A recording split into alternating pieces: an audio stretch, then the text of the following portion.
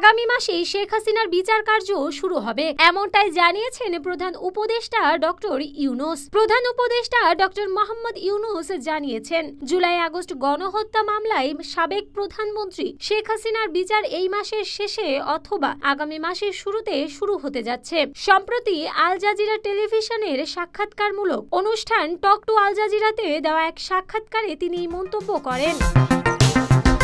সাক্ষাৎকারটি ছিল Mohammad Yunus real reform or just a new ruling class in Bangladesh শিরোনামে প্রচারিত। সেখানে ইউনূস কথা বলেন জুলাই বিপ্লব, শেখ হাসিনার ভারতে পালিয়ে যাওয়া, দুর্নীতি, রোহিঙ্গা সমস্যা এবং চলমান বিচার প্রক্রিয়া নিয়ে।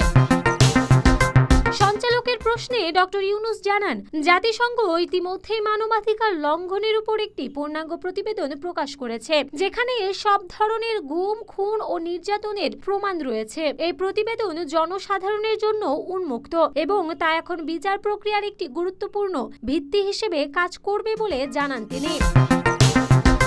ডক্টর মোহাম্মদ ইউনূস আরো বলেন, আমাদের নিজস্ব তদন্ত ও দলিলও রয়েছে। এখন আইনি ব্যবস্থা কার্যকর করা হচ্ছে যাতে বিচার শুরু করা যায়। যারা মানবতার বিরুদ্ধে অপরাধ করেছে তারা কেউই রেহাই পাবে না।